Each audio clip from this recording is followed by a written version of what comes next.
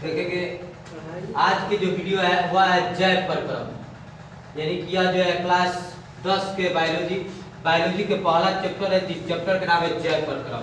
तो सबसे पहले देखेंगे कि जैव प्रक्रम यानी कि इंग्लिश में कहा जाता है लाइफ प्रोसेस।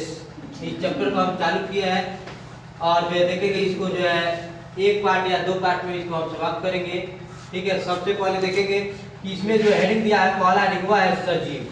सजीव किसे कहते हैं? यहाँ पे जो है डिफिनेशन दिया गया है कि वे सभी वस्तुएं सजीव कहलाते हैं, यानी कि जिनमें पोषण हो, शोषण हो, सर्जन हो, वृद्धि हो जैसे क्रियाएं वो होती है वह सब जीव कहलाते हैं, स्व पोषण कहलाता है। जैसे में देख सकते हैं, जैसे में जंतु हो जाएगा, पेड़ पौधे हो जाएंगे, जल होगा, यानी कि अर्थात दूसरा डिफिनेशन देना होगा, बताएंगे कि वे जीवारी जो पोषण करता हो, शोषण करता हो, सर्जन करता हो, वृद्धि करता हो, तो ऐसे जीव को कहा जाता है सजीव कहा जाता है। ऐसे जीव को क्या कहा जाता है? तो सजीव कहा जाता है। आगे चलेंगे, आगे हम देखेंगे कि अगला हेडिंग क्या है। तो अगला हेडिंग जो है वह है निर्जीव। वह हेडिंग है निर्जीव। निर्जीव किसे कहते हैं? तो बताएंगे कि वे सभी वस्तुएं निर्जीव कहलाते हैं, यानी कि कहने का मतलब यह है कि जिनमें, यानी कि जिसमें जीवन के कोई भी आवश्यक कार्य संपन्न नहीं होता है, आवश्यक कार्य संपन्न नहीं होता है, उससे कहा जाता है निर्जीव वस्तुएं कहा जाता है। ठीक है, अर्थात बताना होगा तो बता सकते हैं कि यानी कि वे जीव जो पोषण, शोषण, सर्जन, जन्म नहीं करता है तो ऐसे जीव को कहा जाता है निर्जीव जीव। ठीक है, निर्जीव कहा जाता है। सजीव किसे कहते हैं? अभी इसके पहले हम बताए हैं कि सजीव किसे कहते हैं, कि इसके पहले यहाँ पर डिफिनेशन दिए है कि वे वस्तुएं सजीव कहलाते हैं जिनमें पोषण हो, शोषण हो, सर्जन हो, वृद्धि, यह सब क्रिया जिससे जीवधारी होता है वह जीवधारी कहलाता है, सजीव कहलाता है। ठीक, उसके बाद से हम देखेंगे आगे देखेंगे तो यह जो है निर्जीव। निर्जीव की डिफिनेशन भी बता दिए कि यानी वैसे जीव जो शोषण, उत्सर्जन, वृद्धि, जन्म नहीं करते हैं तो ऐसे जीव को कहा जाता है निर्जीव कहा जाता है। क्या कहा जाता है? वह निर्जीव कहा जाता है। ठीक है, यह सब निर्जीव कहलाते हैं। आगे देखेंगे अगला हेडिंग है वह है सजीव और निर्जीव में अंतर। सजीव और निर्जीव में अंतर, क्या अंतर है? तो देखेंगे यहाँ पे दिया गया है सजीव एक तरफ कर दिया, यानी कि निर्जीव एक तरफ सजीव कहा गया है, लिखा गया है। ठीक, पहला देखेंगे इसमें कि ये पोषण नहीं करते हैं। पहला बताएंगे ये जो होते हैं यानी कि निर्जीव जो होते हैं वो पोषण नहीं करते, जबकि सजीव होते हैं वो पोषण करते हैं। यानी कि कहने का मतलब यह है कि यह भोजन नहीं करते और यह भोजन करते हैं। ठीक, आगे देखेंगे दूसरा देखेंगे अंतर, तो इसमें जो है वह शोषण नहीं होता है। निर्जीव में शोषण क्रिया नहीं होता है, ठीक, जबकि सजीव में शोषण होता है, यानी कि यह सांस नहीं लेते, यह सांस लेते हैं। ठीक, अगला तीसरा बताएंगे कि यह निर्जीव जो होते हैं वह जनन नहीं करते हैं, जनन नहीं करते हैं, ये जनन नहीं करते, जबकि सजीव जो होते हैं वह जनन करते हैं। अगला देखेंगे उसके बाद चौथा तो बताएंगे कि इसमें वृद्धि नहीं होता है, इसमें वृद्धि नहीं होता है, जबकि सजीव में जो होता है वह वृद्धि होता है, वृद्धि विकास होता है।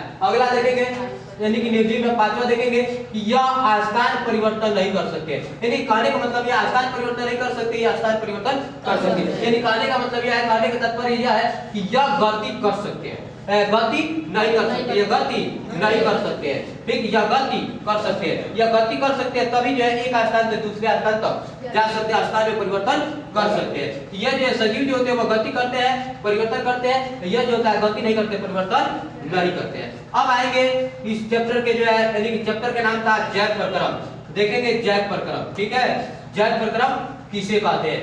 यहाँ पे लिखा गया डिफिनेशन भी साफ साफ दिखाई दे रहा है। ठीक है, जैव प्रक्रम किसे कहते हैं? तो बताएंगे कि वे सभी प्रक्रम जो संयुक्त रूप से जीवों का अनुरक्षण के कार्य करते हैं या अनुरक्षण के लिए आवश्यक होते हैं, तो ऐसे जीव को कहा जाता है जैव प्रक्रम कहा जाता है। बताएंगे कि वे सभी प्रक्रम जो संयुक्त रूप से जीवों का अनुरक्षण का कार्य करते हैं उसे कहा जाता है जैव प्रक्रम कहते हैं, या कह सकते हैं कि वे सारी क्रियाएं जो जीवों का अनुरक्षण के लिए आवश्यक होता है वैसे उस क्रिया को कहा जाता है जैव प्रक्रम कहा जाता है। जैसे यहाँ पे लिखा गया जैव प्रक्रम में सम्मिलित जो होता है वह प्रक्रियाएं क्या क्या होती है। यहाँ पे लिखा गया पोषण हो गया, शोषण हो गया, यानी कि वहन हो गया। ठीक है, उसके बाद से जो होता है उत्सर्जन हो गया। हम लोग एक एक हेडिंग के बारे में पढ़ेंगे। पहला है वह है पोषण, पोषण किसे कहते हैं, उसके बाद से हम लोग पढ़ेंगे शोषण के बारे में, तब यानी कि वहन के बारे में पढ़ेंगे। ठीक है, यानी परिवहन होता है। ठीक है, उसके बाद से हम लोग पढ़ेंगे उत्सर्जन के बारे में पढ़ेंगे। ठीक है, देखेंगे पहला, वह देखेंगे पहला यानी कि पोषण, पोषण किसे कहते हैं। यहाँ पे देखेंगे डिफिनीशन जो है साफ साफ लिखा गया है, ठीक है। पोषण किसे कहते हैं बताएंगे कि भोजन ग्रहण करना, भोजन को ग्रहण करना, पचे भोजन का अवशोषण करना, यानी कि भोजन को ग्रहण करेंगे और ग्रहण करने के बाद से जो है उसमें यानी कि पचे भोजन को अवशोषण करेंगे, ठीक। उसके बाद शरीर द्वारा अनुरक्षण के लिए उपयोग किया जाता है, वही कहलाता है पोषण कहलाता है। या दूसरा बताएंगे किसी जीवधारी द्वारा पोषक तत्व अर्थात भोजन को ग्रहण करना और उसका उपयोग करना ही पोषण कहलाता है। अब देखेंगे इस पोषण के आधार पे पोषण कितने प्रकार के होते हैं, या कह सकते हैं कि पोषण के आधार पे जीवों को कितने वर्गों में बांटा गया है, तो 2 वर्गों में बांटा गया है, ठीक है। पोषण के आधार पर जीवों को 2 वर्गों में बांटा गया है। पहला होता है स्व पोषण, दूसरा होता है विषम पोषण, या इसी को हम कह सकते हैं यानी कि यह स्व पोषण होता है या पर पोषण होते हैं, ठीक। अब एक एक हम लोग डिफिनीशन के बारे में जानेंगे, ठीक है, यानी कि वह स्व पोषण किसे कहते हैं, पर पोषण किसे कहते हैं, विषम पोषण किसे कहते हैं। तो देखेंगे पहला स्व पोषण किसे कहते हैं, तो बताएंगे कि पोषण का वह तरीका जिसमें जीव अपने आसपास के वातावरण में उपस्थित सरल अजैविक पदार्थ जैसे अजैविक का मतलब होता है निर्जीव, अजैविक का मतलब होता है निर्जीव, वही कह रहा है कि अजैविक पदार्थ जैसे CO2 यानी कार्बन डाइऑक्साइड, जल, और कह रहा है कि सूर्य के प्रकाश से अपना भोजन स्वयं बनाते हैं, उसे कहा जाता है स्वपोषण कहा जाता है। क्या कहा जाता है, यानी कि स्वपोषी या स्वपोषण कहा जाता है। अर्थात बताना होगा तो ऐसे ही बता सकते हैं कि शॉर्टकट में बताना होगा तो बताएंगे कि वे जीवधारी जो अपना भोजन स्वयं बनाते हैं, वह किसी अन्य जीवधारी पर निर्भर नहीं रहते हैं, वह वातावरण में उपस्थित कार्बन डाइऑक्साइड और पृथ्वी से जल और बताएंगे सूर्य के प्रकाश की उपस्थिति में वह अपना भोजन स्वयं बनाते हैं, तो उसे कहा जाता है स्वपोषण कहा जाता है। जैसे हो जाएगा हरे पेड़ पौधे जो होते हैं वह अपना भोजन स्वयं बनाते हैं, ठीक। अब देखेंगे यहाँ पे लिखा गया है कि स्वपोषी पोषण हरे पौधे में तथा कुछ जीवाणु जो प्रकाश संश्लेषण कर सकते हैं, वह जो है अपना भोजन स्वयं बनाते हैं, ठीक।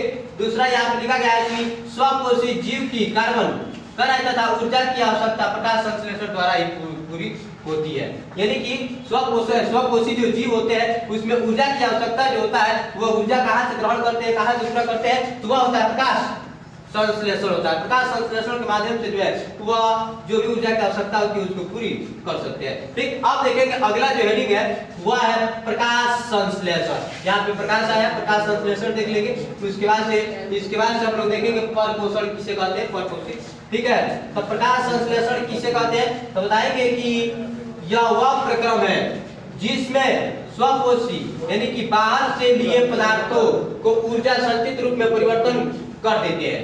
करने के बाद कह रहा है कि ये पदार्थ कार्बन डाइऑक्साइड होते हैं तथा जल के रूप में पाए जाते हैं, जो सूर्य के प्रकाश तथा क्लोरोफिल के उपस्थिति में यह क्या करते हैं, तो वह जो भोजन का निर्माण करते हैं। कैसे निर्माण करते हैं, भोजन के, यानी कि सूर्य के प्रकाश तथा क्लोरोफिल के उपस्थिति में वह कार्बोहाइड्रेट में परिवर्तित कर दिए जाते हैं, ठीक है। यह इस तरह बताना होगा प्रकाश संश्लेषण, तो बताएंगे कि वह पौधे जिस विधि के द्वारा अपना भोजन बनाता है उसे ही प्रकाश संश्लेषण कहते हैं, ठीक है। यहाँ पे जो है समीकरण यहाँ पे लिखा गया है, ठीक है।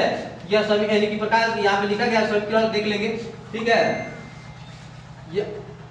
यहाँ पे लिखा गया है, यानी कि गिब्स इसमें नहीं दिया गया, डायरेक्ट इसे लिख दिया गया, या इस तरह भी लिख सकते हैं कि CO2 + 12 H2O, उसके बाद से लिख सकते हैं गिब्स, ऊपर हो जाएगा सूर्य के प्रकाश, ठीक है, सूर्य प्रकाश हो जाएगा, उसके बाद से नीचे हो जाएगा क्लोरोफिल हो जाएगा, उसके बाद से लिखेंगे C6H12O6 + 6O2 प्लस लिख सकते हैं 6H2O होता है, ठीक है।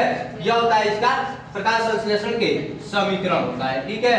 यह जो होता है यह 4 चीज प्रकाश संश्लेषण के लिए यही 4 आवश्यक पदार्थ होता है जो भोजन का निर्माण करने का कार्य करता है, ठीक है। अब आगे देखेंगे, यहाँ पे आगे देखेंगे अगला हेडिंग है, यानी कि वही जो है प्रकाश संश्लेषण के लिए आवश्यक कच्ची सामग्री, ठीक है। कच्ची सामग्री प्रकाश संश्लेषण के लिए आवश्यक पदार्थ क्या क्या होता है, तो उसके बारे में हम लोग देखेंगे, यानी कि प्रकाश भोजन बनाने के लिए क्या क्या आवश्यक पदार्थ होता है, तो वह होता है सूर्य की प्रकाश होता है, क्लोरोफिल होता है, ठीक है, कार्बन डाइऑक्साइड होता है और जल होता है, ठीक है। क्लोरोफिल, कार्बन डाइऑक्साइड और जल होता है। ठीक है, अब देखेंगे यह सूर्य के प्रकाश, उसके बाद से क्लोरोफिल लिखा गया कार्बन डाइऑक्साइड।